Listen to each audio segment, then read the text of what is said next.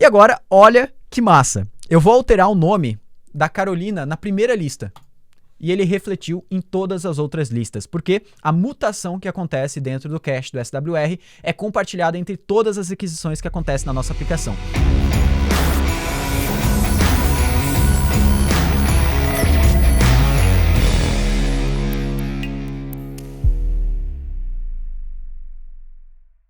Fala, Dev, beleza? Mais um Code Drop aqui pro canal e hoje eu tô bem entusiasmado porque a gente vai falar de umas ferramentas que mais me encantou nesses últimos meses dentro do universo React na parte de consumos de API, na parte de consumo de recursos HTTP, sejam APIs REST ou GraphQL ou qualquer coisa assim. A gente tá falando do SWR, que é uma library criada pelo mesmo pessoal que criou o Next.js, o pessoal da Vercel, né, que tem aquela hospedagem também delicinha que a gente consegue fazer deploy de serverless, front-end, da mesma forma que o Heroku serve para o nosso back-end de uma forma muito automatizada, com um plano gratuito top, mas a gente não tá aqui para falar nem do Vercel, não tá aqui para falar do Next.js também, nós estamos para falar aqui do SWR, que é uma ferramenta também criada por esse pessoal, que não tem tanto highlight assim como as outras ferramentas, porque ela tem um caso de uso muito específico, que é dentro do React, para consumo de HTTP, de APIs, né, para realizar requisições HTTP, mas ela tá aqui no GitHub, já tem 11 mil stars, ela já 8 meses, mais ou menos, que aconteceu o primeiro deploy dela.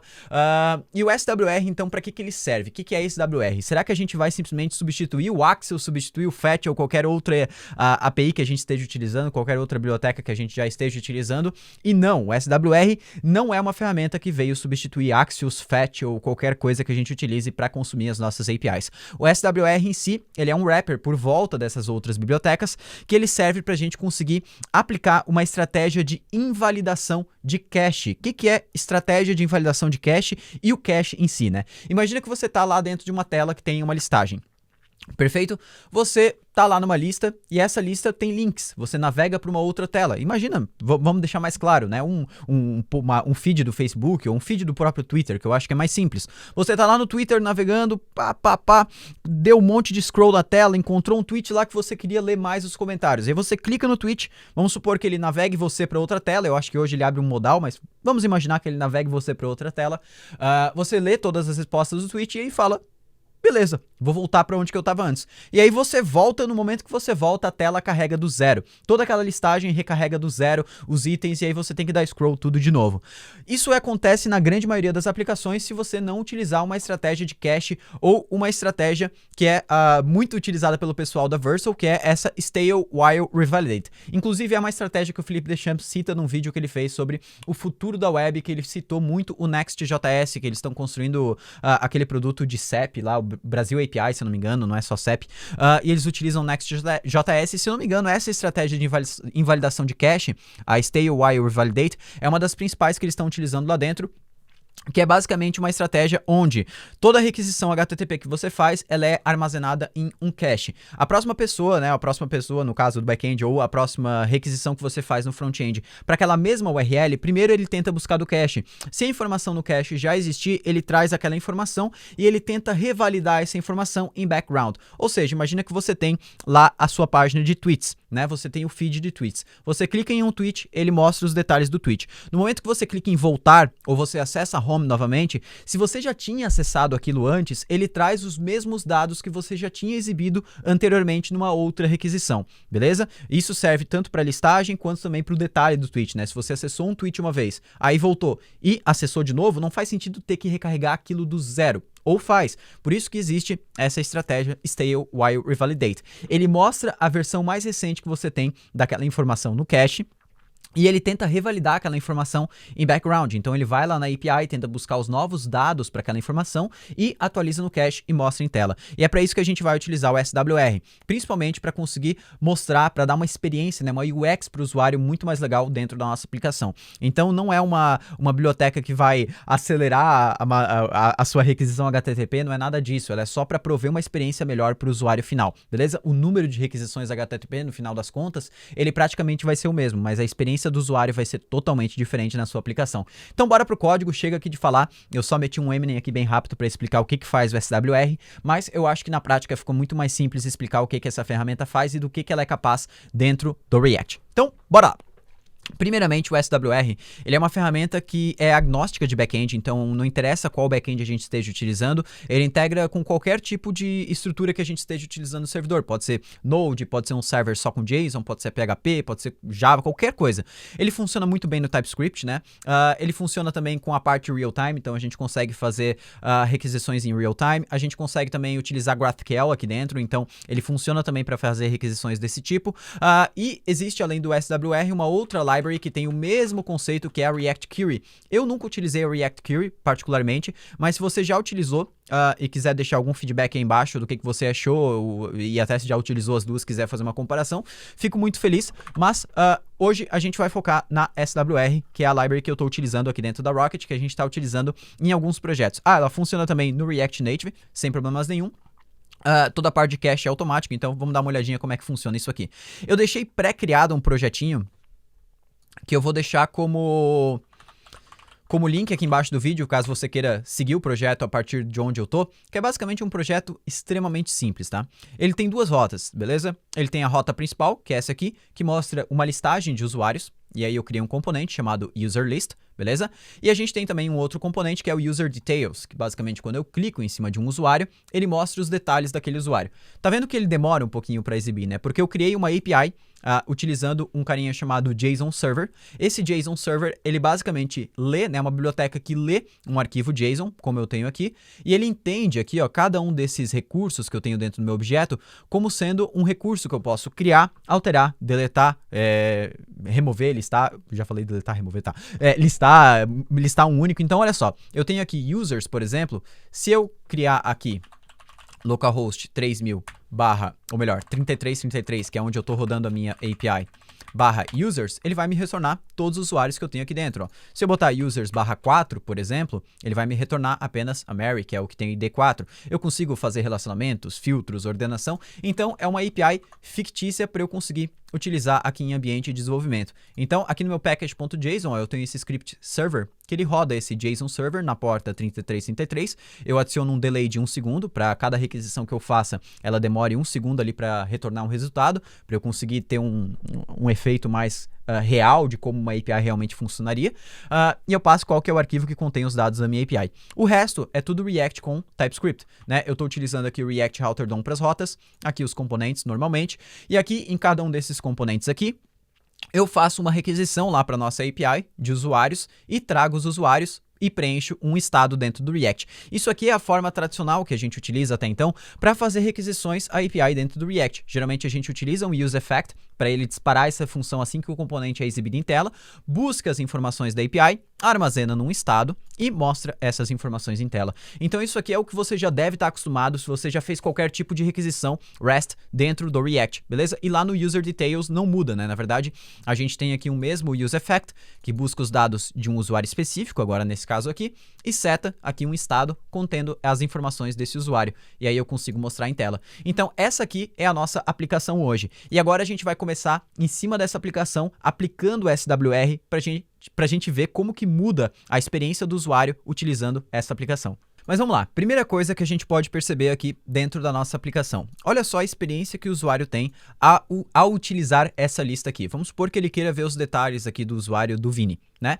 Ele vai entrar, demorou ali 1 segundo para carregar, e agora beleza, já vi os detalhes, vou voltar para a tela anterior. Olha só o que vai acontecer aqui. Aqui que começa a fazer sentido isso que eu estou falando sobre o cache da requisição. Eu vou voltar para a lista e ela não vai estar lá. Ela demorou novamente 1 segundo para carregar. Mas não é a mesma lista que eu tinha antes. Por que eu não mostro a lista que eu já tinha antes e por baixo dos panos eu carrego se tiver alguma nova informação para então mostrar em tela? Mais ou menos isso que o SWR vem para resolver. Então a gente vai aplicar o SWR aqui para começar a entender como que ele funciona. Eu vou começar criando aqui uma pastinha chamada hooks, que é onde eu vou criar o meu hook aqui dentro, né, que vai fazer a chamada API. Eu vou chamar ele de useFetch. Tranquilo? Simples assim. Dentro desse useFetch aqui, eu tenho minha colinha aqui, eu vou começar instalando o SWR, que é a biblioteca que a gente vai utilizar. Ela é específica para React. E a gente poderia sair utilizando o use SWR diretamente dentro do nosso componente, mas aqui eu vou criar um wrapper por volta, porque eu quero utilizar o fetch do próprio navegador. A gente pode utilizar com Axios e tudo mais, então eu quero fazer uma configuração a mais.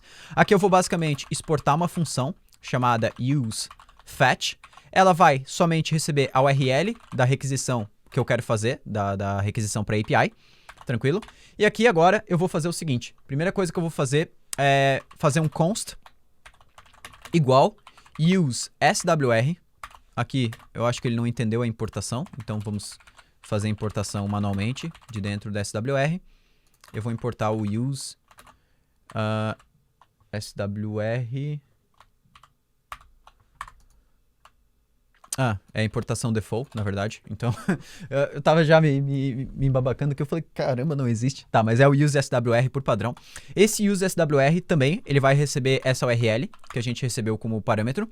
E o segundo parâmetro dele é qual é a forma que a gente vai fazer para obter os dados da nossa requisição. Então, como eu falei, a gente pode utilizar com SWR, a gente pode utilizar fetch, o Axios, pode utilizar GraphQL, pode utilizar qualquer estrutura para obter os dados. Então, aqui é basicamente uma função que vai receber a nossa URL, que a gente passou aqui no primeiro parâmetro, beleza? E ela vai executar a requisição para API. Para executar a requisição para API aqui nesse momento, eu vou utilizar o fetch. Então eu vou fazer o seguinte, const response, aqui a gente pode inclusive transformar ela em uma função assíncrona. Response é igual a await fetch, passando a nossa URL. E aí eu vou ter também os meus dados, que é igual a await response.json. Eu estou fazendo mais ou menos a mesma coisa que a gente faz aqui na nossa requisição do useEffect. Eu faço fetch, depois eu faço um JSON e aí eu vou ter os dados. Então, agora que eu tenho os dados, eu retorno esses dados aqui no final. Esse nosso useSWR aqui, ele vai retornar algumas coisas. O que mais importa para a gente aqui é o data, que é os dados mesmos que foram retornados lá da nossa API, o error, ou seja, houve algum erro na requisição, seja um erro de autenticação ou qualquer coisa assim, e a gente tem aqui mais algumas outras propriedades que a gente pode obter, beleza? Por enquanto, eu não vou pegar nenhuma dessas outras propriedades, eu vou basicamente de dentro desse hook aqui retornar o nosso data e o nosso error, perfeito? Vou salvar isso aqui agora. E agora, lá dentro do nosso user list, eu vou comentar isso aqui que eu já tenho, e eu vou converter isso aqui para a nossa nova estrutura de requisições para API. Então, eu vou fazer aqui, ó, const. Vou utilizar aqui chaves agora, porque eu quero desestruturar, né? Eu quero pegar cada uma dessas propriedades aqui de forma unificada. É igual a useFetch. Ó, ele vai fazer o auto-import para mim, do hook que eu acabei de criar. E aqui eu passo a URL. Qual que é a URL? Essa aqui, ó, do usuários. Beleza? Só passo aqui dentro. E agora, como um passe de mágicas, se eu pegar o data aqui dentro, ele automaticamente já vai funcionar. É claro que ele está reclamando aqui que o nosso data, ele é do type any. Ele não sabe qual que é o tipo de informação que foi retornado aqui dentro. Então, lembra que eu tenho, na verdade, essa interface aqui, ó, que define qual que é o formato do usuário. Então, agora para o meu useFetch aqui, ó, eu vou passar para ele um generic, né, que é um argumento de tipagem, um parâmetro de tipagem, falando, olha só, o tipo do retorno desses dados aqui, ó, dessa minha requisição, vai ser um array de usuário. Esse meu useFetch ele ainda não está esperando receber esse generic aqui. Então, eu preciso falar para ele aqui, ó, que ele vai receber o formato do data, dos dados, né? E, por padrão, esse formato aqui vai ser n, caso ele não seja informado.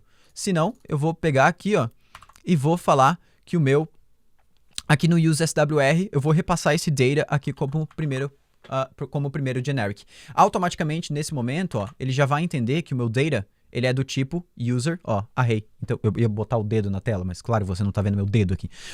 Então, tá ali, ó, user, ele já entendeu, né? Porque o useSWR, ele recebe, ó, se eu entro aqui na tipagem dele, o primeiro parâmetro é o data e o segundo é o error, né? O error não vou passar ainda, a gente não vai utilizar isso agora, mas daria também para eu pegar aqui, ó, error, n, e aí eu passo o error aqui também como segundo parâmetro, beleza? Aí ele já vai definir exatamente qual que é o formato desse error aqui que eu posso receber. Beleza, vamos voltar lá. Agora, se eu for aqui no meu data, eu vou ver que ele fala object is possible undefined, né? Possibly undefined. O que isso quer dizer? A minha requisição, ela demora para acontecer. Então, num primeiro momento, esse meu data aqui, ele vai estar vazio, né? Ele não vai ter nada, ele vai estar undefined. Então, aqui eu tenho duas estratégias. Enquanto eu não tiver nada dentro do meu data, eu vou retornar aqui carregando. Então agora o TypeScript já vai entender que se o data não existir, tiver undefined, ele vai mostrar essa mensagem carregando. Ou seja, se ele chegar aqui embaixo, quer dizer que ele já vai estar definido, né? Então, senão ele vai entrar nesse if. Ou eu poderia vir aqui e colocar um ponto de interrogação, né? O TypeScript faria uma verificação para exibir isso aqui somente quando tiver usuários. Beleza, vamos tirar aqui, ó, o nosso código. Já deu para ver que ele ficou muito mais simples do que utilizar aquele useEffect e utilizar aquele useState que a gente tinha. E eu vou salvar isso aqui agora, vou esperar a minha aplicação recarregar e olha lá, mostrou carregando e começou a mostrar a nossa listagem de usuários. Beleza, Diego, tu fez tudo isso para isso? Não mudou nada? É isso que funciona a SWR? Não, não é isso. Olha só, eu vou entrar aqui agora para ver os detalhes do usuário Joseph. E agora, eu vou voltar para a minha lista. Lembra qual que era o funcionamento que a gente tinha antes? A lista ela era recarregada do zero. Agora, se eu voltar, a lista já está lá. Então, tu vai falar agora para mim, tá, Diego, mas podia ter acontecido alguma mudança nessa lista, né? Podia ter vindo um usuário novo, eu podia ter navegado para a tela de criar um usuário. Então, se eu voltar para cá, essa lista deveria ter sido atualizada. Concordo com você, por isso que a gente tem algumas estratégias de mutação dos dados. Nós conseguimos informar para o SWR que a gente mudou alguma coisa no nosso cache, na nossa listagem, para ele atualizar esses dados. Mas o que acontece aqui com o SWR é que por baixo dos panos, ele está fazendo uma revalidação desse nosso cache. Lembra do primeiro conceito que eu falei da lib SWR? Stale while revalidate, ou seja, mostre os dados que você tem no cache enquanto você não conseguir buscar os novos dados. Ou seja, o que isso quer dizer? Se eu acessar a minha aba Network aqui dentro, e eu for aqui dentro, por exemplo, da Mary, e agora, olha só, ele carregou os dados da Mary aqui com ID4, quando eu voltar para a minha listagem, eu já vou ter os dados carregados, porque ele buscou do cache. Porém, a minha requisição para buscar os usuários, ela acontece da mesma forma. Ele novamente vai na API buscar os novos usuários. E se tiver alguma alteração, ele vai atualizar a listagem. Vai demorar um pouquinho para atualizar, porque ele mostrou antes a versão do cache, e aí depois ele vai mostrar a versão atualizada. Mas se tiver alguma informação, ele vai mostrar. Outra coisa muito massa que eu vou mostrar para você agora, e agora você vai ficar assim...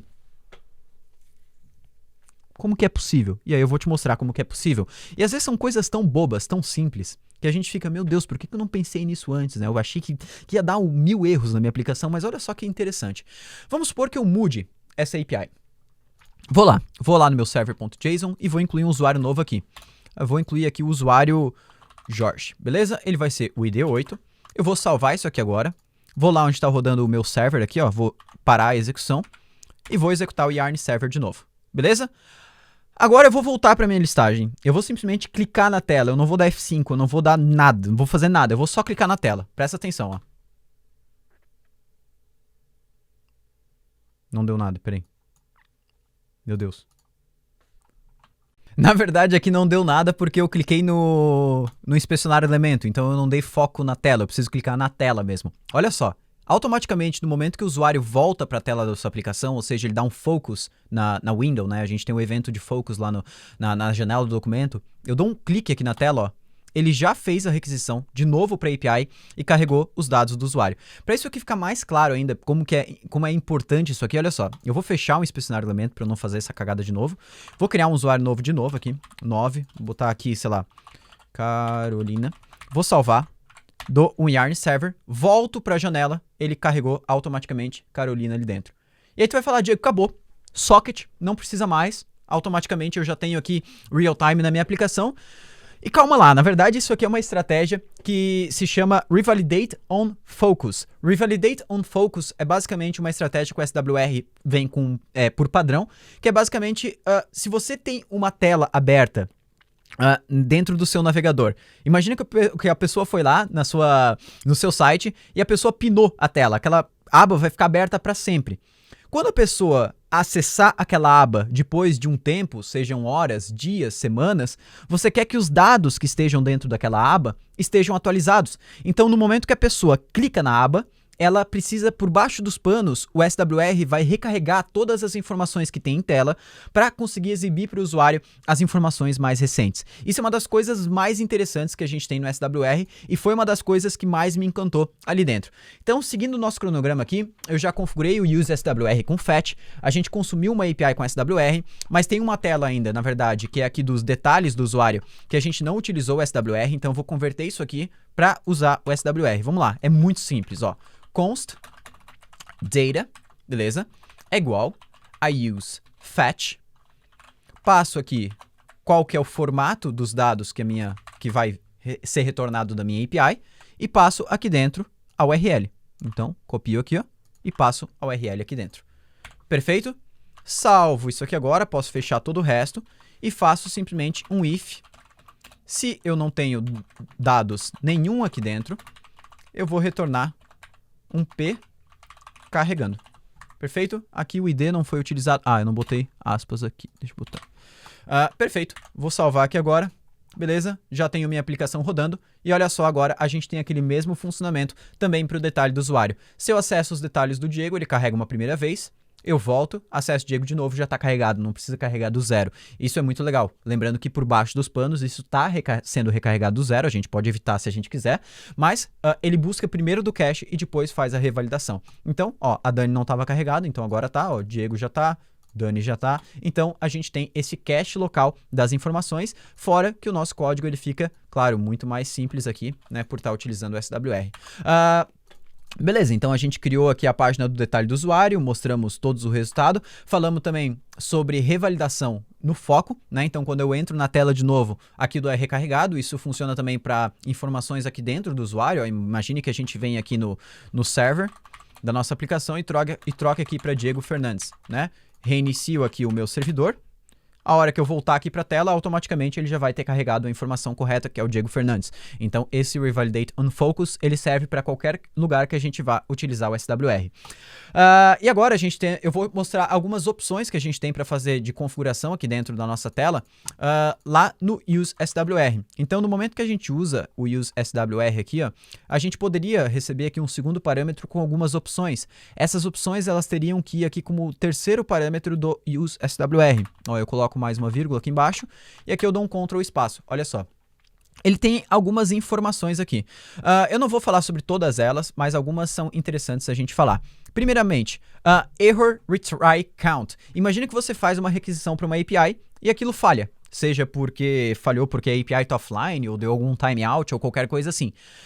Talvez seja legal você fazer uma retentativa disso. Então, a gente tem a opção On Error Retry. Isso aqui você pode colocar true ou false, ou seja, quando acontecer um erro numa requisição API, você pode falar para ele fazer uma retentativa.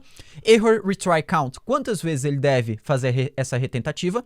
Error retry interval, ou seja, se eu colocar 5 minutos, ele vai tentar por count vezes, ou por quantas vezes a gente colocar nesse count aqui, fazer uma retentativa naquele tempo. Então, se eu boto aqui 1 minuto e a requisição falhou, durante 3 minutos ou 5 minutos, ele vai fazer uma tentativa nova a cada minuto. Isso aqui é muito legal. Outra coisa que a gente tem aqui é o initial data, né? Imagina que a gente vai fazer uma requisição para API, mas enquanto os dados ainda não estiverem prontos, eu quero mostrar alguma coisa no lugar. Né? Sei lá, eu posso passar um initial data, né? Então, isso aqui é muito legal também. Tem vários casos de uso. A gente tem loading timeout, ou seja, eu posso colocar um timeout global na minha aplicação, né? Para conseguir fazer as requisições. A gente tem aqui onloading slow, se a requisição estiver muito lenta, né, mostrar alguma informação diferente, por exemplo, tá carregando. E aí, se demorar mais que 1 segundo, você mostra, parece que tá muito lento aí, será que você não tá usando a 3G sem querer? Tem on success, tem refresh, tem revalidate on focus, on mount, on reconnect. Isso aqui é muito legal. Se a pessoa ficar offline e não tiver mais internet e voltar para a internet, será que não é melhor eu fazer uma atualização dos dados, né, mesmo que ela não saiu da tela e voltou? Isso aqui pode ser interessante. Imagina, por exemplo, num sistema comercial, né? Não sei se você já trabalhou com algum sistema comercial frente de caixa. Sei lá, a internet cai direto, assim, né? Cai a luz, sei lá. E aí a pessoa que está utilizando o sistema, ela nunca abre ou fecha outra tela do navegador. Fica a mesma tela do navegador aberta para sempre, se for um sistema web. Então ela não saiu da tela e voltou, né? Agora, se a internet dela caiu e voltou depois, talvez seja legal a gente fazer um refresh dos dados que estão ali dentro. Então, revalidate on reconnect, sendo true, faz automático. Should retry on error, suspense, isso aqui é para integrar com a nova API de suspense do React. Então, isso aqui é realmente só para mostrar algumas das possibilidades que a gente tem ao utilizar o SWR. É legal lembrar que tudo isso está documentado aqui dentro do próprio SWR, então a gente consegue ver tudo aqui dentro. Mas agora a gente vai para uns exemplos um pouquinho mais complexos para ver onde que o SWR consegue se encaixar também. A gente vai utilizar o Axios agora, vai trabalhar com mutação de dados e também sobre mutação em múltiplos componentes. Essa parte de mutação de dados é uma das coisas que você vai ficar mais assim, ó. Não é possível. Não é possível que ele faz isso, porque é um negócio muito, muito, muito massa. Então, bora aplicar isso aqui agora, porque porque com certeza você vai se surpreender.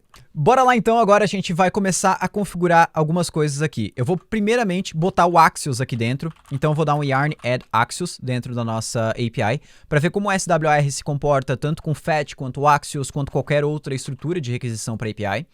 Eu vou botar aqui então a pastinha services, vou botar um API.ts, e aqui é basicamente aquele script que a gente já conhece para configurar o Axios, axios.create, passamos uma base URL que eu vou colocar HTTP, localhost, 3333, e aqui nós fazemos um export default API, beleza? Vou salvar aqui agora, e lá dentro do nosso use fetch, agora, eu não vou mais utilizar o nosso fetch. Eu vou, na verdade, utilizar o nosso API. Ele vai dar um auto-import aqui, .get. E agora não tem mais esse método .json. Eu posso retornar diretamente response.data, beleza? Vou salvar aqui agora. E aqui agora eu já tinha feito alguns testes, então deixa eu voltar o meu server para como ele estava antes de todas as minhas alterações. Beleza? Deixa eu salvar aqui. Reiniciar o meu server aqui. Só para eu te mostrar como que ficou no final. Tá tudo funcionando da mesma forma. A gente tem todos os nomes aqui dentro, beleza? A gente consegue acessar eles porque o Axios está fazendo as requisições. Uma coisa que a gente está fazendo agora, como a gente tem a base URL do Axios, nós podemos tirar aqui, ó, essa parte da URL aqui, ó, deixar somente o restante. Então, tanto no details, deixa eu salvar aqui, tanto no nosso list, podemos remover, deixar só essa parte final, porque o base URL já está sendo repetido. Agora a gente vai para a parte de mutação de dados. O que é mutação de dados, Diego? Imagine que a gente precisa fazer alguma alteração nos dados aqui dentro da nossa listagem, por exemplo, trocar o nome de um usuário. Se eu trocar o nome de um usuário, isso vai alterar na API, e aí será que eu preciso esperar essa requisição na API finalizar para depois eu ter essa informação atualizada na minha tela? Na verdade, não. A gente tem um conceito muito legal dentro do front-end, né, seja mobile ou web, que é interface otimista. Interface otimista é uma forma da gente conseguir oferecer uma experiência melhor para o usuário baseado nas ações que ele está fazendo ali na tela. Imagina, por exemplo, remover algo da listagem, alterar alguma coisa da listagem, criar alguma coisa nova. São ações que, na maioria das vezes, elas não precisam aguardar o resultado da API para mostrar para o usuário que deu certo, né? Por isso que a gente chama de interface otimista. A gente mostra na interface já como se tivesse dado certo e aquela ação na API ela acontece por baixo dos panos. E caso ela venha a falhar depois, a gente avisa o usuário. Então isso se chama interface otimista. A gente faz muito ela, principalmente para essas ações que não tem muito chance de dar errado, né? Atualizar, remover, alguma coisa assim que são coisas simples. Então aqui agora o que eu vou fazer? Dentro do meu LI aqui de cada usuário, eu vou criar um button do type button, beleza? Chamado alterar nome, né? E aqui eu vou criar uma função handle name change. Vou utilizar o use callback do React. Ele já fez a importação automaticamente para mim. E aqui dentro eu vou fazer a chamada API para atualizar os dados de um usuário específico. Então aqui eu preciso saber qual usuário eu quero atualizar o nome. E aqui eu vou fazer um API, já vai fazer o auto-import para mim também, .put. E aqui eu chamo a rota, né? Então é users. Aqui como eu quero botar o ID dentro, então vou botar a crase aqui. Users /ID. E aqui os dados que eu quero atualizar. Então eu quero atualizar o nome dele para Bartolomeu. Ou sei lá, qualquer outro nome, tanto faz. E aqui agora eu poderia colocar um await aqui na frente. Isso aqui faria com o quê? Que eu tivesse que realmente esperar essa requisição finalizar para então continuar com o restante do código, mas eu não vou colocar o await aqui. Eu vou deixar o código fluindo, né, para ele conseguir fazer esse conceito de interface otimista que eu falei. Então, aqui, a partir desse momento, olha só, eu vou chamar essa função handle name change no clique desse botão. Então, aqui eu vou chamar handle name change passando o user.id. Beleza? A partir desse momento, se eu abrir aqui a minha aplicação, vier aqui na minha aba Network, beleza? Clicar aqui para alterar o nome, por exemplo, do Jorge por Bartolomeu, ele fez a requisição aqui embaixo, ó. Ele realizou o put, alterou o nome do usuário para Bartolomeu. Se eu for lá no meu server.js aqui, ó, ele já vai ter trocado, ó, para Bartolomeu, o nome do Jorge. Mas na tela eu ainda tenho escrito Jorge. Então eu precisaria mudar isso aqui utilizando esse conceito que eu falei de interface otimista. E é aí que entra o conceito de mutação dentro do SWR. Quando a gente faz uma chamada API da maneira tradicional no React e a gente adiciona, né, a gente anota, armazena os dados retornados da API dentro de um estado, a gente tem aquela função set para conseguir alterar o valor daquele estado. Aqui dentro do SWR nós temos o mutate. Então aqui ó, de dentro do use SWR eu vou retornar o mutate e eu vou retornar ele aqui embaixo para que a gente possa obter esse mutate aqui dentro. E agora esse mutate eu consigo chamar ele aqui dentro dessa função, passando um novo valor para a minha lista de usuários. Então, antes da minha chamada API finalizar, eu vou construir uma nova lista de usuários contendo a lista atualizada de usuários. Eu vou simplesmente pegar o meu data, realizar um map, vou pegar cada um dos usuários que tem dentro dessa lista. Primeiramente, agora, eu vou verificar se o ID do usuário dessa iteração é igual ao ID que eu estou querendo alterar o nome. Então, estou percorrendo cada um dos usuários. Se o ID bater com esse que eu estou querendo alterar o nome, eu vou retornar os dados desse usuário, né? Vou copiar todos os dados, por enquanto é só o ID, mas vou copiar todos os dados. Porém, eu vou retornar ele com um novo nome, que é o Bartolomeu. Se não, aqui eu retorno o usuário da maneira que já existia antes. E aqui agora, no mutate, eu vou passar essa updated users.